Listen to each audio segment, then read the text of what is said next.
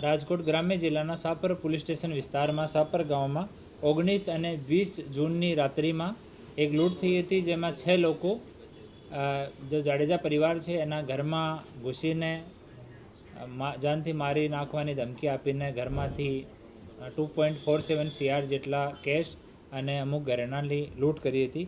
આ તપાસમાં પહેલાં પણ અમુક આરોપીઓ અટક થયેલા છે અને આજે 4 આરોપીઓને એમાંથી અટક કરવામાં આવ્યા છે. આ પૂરો ઘટનાક્રમ જો છે वो આ મુજબ છે કે એક બહાદુર નજરુભાઈ બબેરિયા રહેવાસી રાણાપુર જાંબુઆ મધ્ય પ્રદેશ, આ 6 વર્ષ પહેલાં જો અરજદાર છે જીતેન્દ્રસિંહ જાડેજા, એની વાડીમાં એનો એક પરમાનન્ટ ભાગ્યા છે પ્રવીણભાઈ પટેલ. પ્રવીણભાઈ પટેલના ફાધર અને ગ્રાન્ડફાધર એ પણ આ જીતેન્દ્રસિંહ જાડેજાના પરિવારના ભાગ્યા હતા, પરમાનન્ટ એની સાથે ખેતીમાં કામ કરે છે. તો પ્રવીણભાઈ આ બહાદુરને પેટા ભાગ્યા તરીકે રાખ્યા હતા. તો 1 વર્ષ સુધી આ બહાદુર અહીંયા કામ કર્યો, પછી અહીંયાથી બહાદુર મધ્યપ્રદેશ જતો રહ્યો. પછી જૂન મહિનામાં 6 કે 7 તારીખના રોજ ઝાંબુઆમાં એક મેળો ભરાયો. આ મેળામાં બહાદુર, એક સાગર મેડા, એક રાજુ, એ લોકો મુલાકાત કરી આપસમાં અને એ લોકો વાત કરી કે અહીંયા સાપરમાં એક પરિવાર છે, ત્યાં બુઝુર્ગ પતિ પત્ની અહીંયા રહે છે અને એની પાસે મોટો સોનું કે ચાંદી મળી શકે. આ લોકોને ઘરેણાંની ઇન્ફોર્મેશન હતી કે ઘરેણો અહીંયા મોટી માત્રામાં મળી શકશે. પછી એ લોકો આ વાત જો છે નિલેશ અને પપ્પુ મચ્છાર સાથે કરી. એ તમામ લોકો છે એ અહીંયા ભાગ્યાનું કામ કરે છે, મજૂરીનું કામ કરે છે, છૂટક મજૂરીવાળા કામ કરવાવાળા લોકો છે. પપ્પુ મચ્છાર જે છે એ વિજન માવી સાથે એક વખત જેલમાં રહીને આવી ચૂક્યો છે. વિજન માવી આજ હાલ પકડાયો છે. તો પપ્પુ મચ્છારે આ વાત વિજન માવી સાથે કરી કે ભાઈ આમ એક મોટો કામ થઈ શકે આમ છે, તો તમે લોકો કરી શકો પણ અમારે હિસ્સેદારી આપવી પડશે. વિજન માવી આ લોકોને કીધું કે ભાઈ તમે પહેલાં સર્વે કરો, તમે વેરીફાઈ કરીને પછી અમને કન્ફર્મ કરીને કહેજો.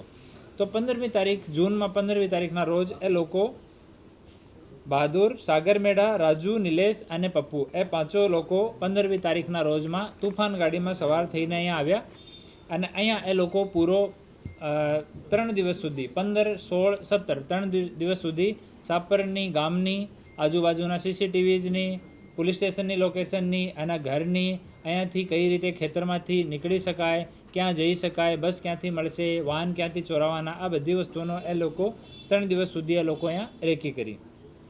રેકી કર્યા પછી 16 તારીખના રોજ એ લોકો કન્ફર્મ થઈ ગયા. તો પપ્પુ મચ્છારે વિજન માવીને રિપોર્ટ કરી દીધો કે ભાઈ અહીંયા બધું ક્લિયર છે અને અમે કન્ફર્મ છીએ કે અહીંયા મોટો માલ મળશે, તો તમે લોકો ત્યાંથી આવી શકો છો. 17મી તારીખે સવારમાં નીકળવાના હતા ત્યાંથી લોકો, પરંતુ કોઈ કાળી ચીડિયા એનાથી સામેથી નીકળી ગઈ, તો એ લોકો અપશગુન માનતા હોય તો એના લીધે 17મી તારીખે એ લોકો પોસ્ટપોન કરી દીધો ત્યાંથી નીકળવાનો. પછી 18 તારીખના રોજ સવારમાં એ લોકો 6 લોકો એ જો વિજન માવીની ટીમના લોકો છે, જેનું નામ હું આગે કહીશ, અને 2 લોકો ગાડીવાળા દિનેશ અને શેતાન, એ બંને દાહોદના રહેવાસી છે, બાકી 6 લોકો જાંબુઆના રહેવાસી છે. એ 8 લોકો ત્યાંથી નીકળ્યા. દિનેશને પૂરા રસ્તાની ખબર હતી ક્યાં ક્યાં CCTVમાં નહીં આવશે, ક્યાં ગાડી આપણે ટોલથી પસાર નહીં થાય ગાડી. તો આમ એ લોકો ત્યાંથી નીકળીને અને ધંધુકા, વડોદરા પછી ધંધુકા આવ્યા, ધંધુકા પછી જસદણવાળો રૂટ લીધો, જસદણ વિછિયા થઈને ગોંડલ ગયા, ગોંડલથી થઈને સાપર આવ્યા. 18 તારીખની રાત્રિમાં 11 વાગ્યાની આજુબાજુમાં લોકો સાપર પહોંચ્યા. ત્યાં આવીને આ વિજનમાં આવી પોતાનો ફોન સ્વિચ ઓફ કરીને ત્યાં જ નાખી દીધો હતો. અને આ કલમસિંહ કરીને બીજો આરોપી હતો, આ કલમસિંહના ફોનથી એ લોકો પપ્પુને ફોન કર્યો કે ભાઈ આજે કરી દઈએ, પરંતુ 11, 11:30 થઈ ગયા હતા. તો પપ્પુ ના પાડી કે આજ નહીં કરવાનું, આવતીકાલે તમે કરજો અને અહીંયા રહેવાનું પણ નહીં. તો એ લોકો અહીંયાથી નીકળીને ચોટીલા જતા રહ્યા. ચોટીલા એ 6 લોકો ખેતરમાં સૂયા જો જાંબુઆવાળા છે, અને બંને દાહોદવાળા જો ગાડી સાથે આવ્યા હતા. એ લોકો બાજુમાં એક હોટલ છે, આ હોટલ ઉપર ત્યાં જ ગાડી સાઈડમાં પાર્ક કરીને ત્યાં જ એ લોકો ઊભા રહ્યા. બપોરમાં એ લોકો જો નેક્સ્ટ ડે 19 તારીખના રોજ 3 લોકો આમાંથી ત્યાંથી નીકળી ગયા. 3 લોકો ત્યાંથી નીકળીને સાપર આવી ગયા અને સાપરમાં દિવસમાં પૂરી રેકી ફરીથી, જેમ એ લોકો ઇન્ફોર્મર્સ કીધું એમ ફરીથી પૂરી રેકી કરી રાજકોટ સુધી, અને પેદલ ચાલીને સાપરનો વિસ્તાર જોયો, સાપર ગામનો અને ઢોલરા ગામનો, જે સોસાયટીથી બાઇક ચોરી કરી, કયા ખેતરમાં બેસવાનું, એ બધી વસ્તુ એ લોકો દિવસમાં રેકી કરી.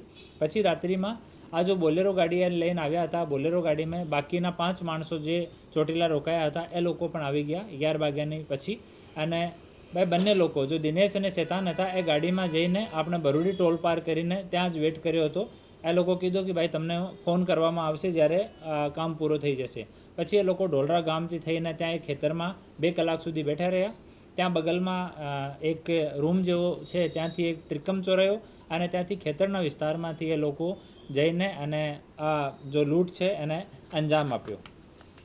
અંજામ આપ્યા પછી એ લોકો અહીંયાથી બહાર નીકળીને ઢોલરા ગામની બાજુમાં જે સોસાયટી છે ત્યાંથી 3 બાઇકો ચોરાઈ. 3 બાઇકોમાંથી એક બાઇક ત્યાં જ એ લોકો ડ્રોપ કરી દીધી, કેમ કે બનસિંહ અને એનો ભાઈ બંને 2 લોકો આ લૂંટમાં સામેલ હતા. તો આ બંનેને એવો આશંકા હતી કે 3 બાઇક પર અમે બે બેસવો પડશે, તો એક બાઇકવાળા કંઈ પૈસા વૈસા લઈને જતા નહીં રહે. તો એના માટે ફોર્સ કરીને એક બાઇક ત્યાં જ ઊભી કરાવીને 3 લોકો 2 બાઇક ઉપર બેસીને અને જે રૂટ એ લોકો નક્કી કર્યો હતો ત્યાંથી થઈને આપણે એરપોર્ટની બાજુમાં આરકે ઇન્ડસ્ટ્રીઝ છે ત્યાં જઈને આ બાઇક્સને પાર્ક કરી અને ત્યાં જઈને એ લોકો સેમ જો કલમસિંહનો ફોન હતો એનાથી આ દિનેશને ફોન કરવામાં આવ્યો. દિનેશ અને શેતાન ઓલરેડી બોલેરો ગાડીમાં આ લોકોનો વેઇટ કરતા હતા. એ લોકો અહીંયાથી નીકળીને ગયા અને ત્યાંથી બેસાડીને બધા લોકો અને સીધા એમપી ગયા. એમપીમાં જઈને એ લોકો ત્યાં ભાગ બટવારા કર્યા. હાલ આમાં જો વિજન માવી અટક થયો છે, એના ઉપર ઓલરેડી 2 ગુના દાખલ છે. મધ્યપ્રદેશનો રહેવાસી છે અને આ મૂળ ચોરી કરવાવાળામાં હતો, મૂળ લૂંટ કરવાવાળા હતો, ઘરમાં ઘૂસ્યો હતો. અને આ વિજન માવી જો બુઝુર્ગ માણસ ત્યાં છે એને ધક્કો મારીને એની છાતી પર બેસી ગયો હતો, એને સાથે મારકૂટ કરી હતી અને મારવાની ધમકી આપી હતી. બીજા જો આજ અટક થયા છે ઓ રામેશ્વર ઉર્ફે પપ્પુ છે, એના ઉપર ઓલરેડી 7 ગુના છે.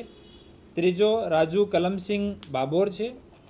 આ આપણે અહીંયા કોલીથડ ગામમાં હાલ રહે છે અને મજદૂર સપ્લાયનું એ કામ કરે છે. કોઈને જરૂરિયાત હોય લસુનમાં, પ્યાજમાં, ખેતરમાં તો ત્યાંથી લઈને મજૂરોની સપ્લાય કરે છે. આ જો તુફાન કામમાં થઈ રેકીમાં અને એક બાઇક કામમાં થઈ, આ બંને રાજુની છે. સાગરભાઈ ઉર્ફે સાગરિયા ચોથો આરોપી છે. આ એક એના ઉપર ગુના છે. તો એ 4 લોકો હાલ પકડાયા છે. આમાંથી 3 લોકો બાતમીદાર છે અને એક માણસ જો છે વિજન માવી આ એકચ્યુઅલ લૂંટ કરવાવાળી પાર્ટીમાં હતો. અગાઉ એનાથી આ બનસિંહ, શેતાન અને દિનેશ એ 3 આરોપીઓ પહેલાં પકડાયા હતા અને હાલ જો પકડવા ઉપર બાકી છે. આમાંથી કલમસિંહ બાકી છે, એના ઉપર 2 ગુના છે. કરણસિંહ ઉર્ફે મડિયા બાકી છે. મોહબ્બતસિંહ ટાંડા ધારનો રહેવાસી છે, એના ઉપર 22 ગુના છે, આ પકડવાનો બાકી છે. આલમસિંહ ઉર્ફે સુલસુલા આ ટાંડા ધારનો રહેવાસી છે, એના ઉપર 16 ગુના દાખલ છે. અને બહાદુર અને નિલેશ જો રેકી પાર્ટીમાં હતા એ 2 લોકો બાકી છે. તો આમ એટલા આરોપી હાલ પકડવાના બાકી છે. એ લોકો રાત્રિમાં અમારી એલસીબીની ટીમને ઇન્ફોર્મેશન મળી કે જે જગ્યા રાજુ કોળીથડમાં રહે છે ત્યાં આ વિજન માવી આ ઇન્ફોર્મર્સ માટે અમુક પૈસા લઈને આવવાનો છે અને ત્યાં લોકો ડિસ્ટ્રીબ્યુશન કરવાના છે. તો આ બાતમી ઉપર એએસપી નવીન રેપુડી જસદન અને એલસીબીની ટીમ અને લોકલ ટીમ જો છે એ ત્યાં પહોંચ્યા અને આ લોકો પાસેથી 12.5 લાખ જેટલું કેશ સામાન બરામદ થયો અને એક તુફાન ગાડી અને એક મોટરસાઇકલ આમાં બરામદ થઈ. આ પૂરા ઇન્વેસ્ટિગેશન જો છે ડીજી સાહેબ કન્ટિન્યુ આમાં નિર્દેશ આપે છે. ગુજરાત રાજ્યના ડીજીપી શ્રી અને રાજકોટ રેન્જના માનનીય ડીઆઈજી સાહેબ નિલિપ્ત રાય સાહેબ કન્ટિન્યુ માર્ગદર્શન કરે છે. ઇન્વેસ્ટિગેશન અને ડિટેક્શનમાં કન્ટિન્યુ સાહેબનો માર્ગદર્શન આમાં લોકોને મળે છે. તો આ પૂરી ટીમને મળીને હાલ આ સફળતા મળી છે. બાકીના જે આરોપીઓ બાકી છે એના માટે અમારી ટીમ કન્ટિન્યુ ટેકનિકલ અને ત્યાં બાતમીદારો મારફતે અલગ અલગ તરીકાથી અમે લોકો પ્રયાસ કરી રહ્યા છીએ. સાંજ સમાચાર ફેસબુક પેજને લાઇક કરો, વિડીયો શેર કરો અને વધુ વિગતવાર સમાચાર માટે sanssamachar.net વિઝિટ કરો.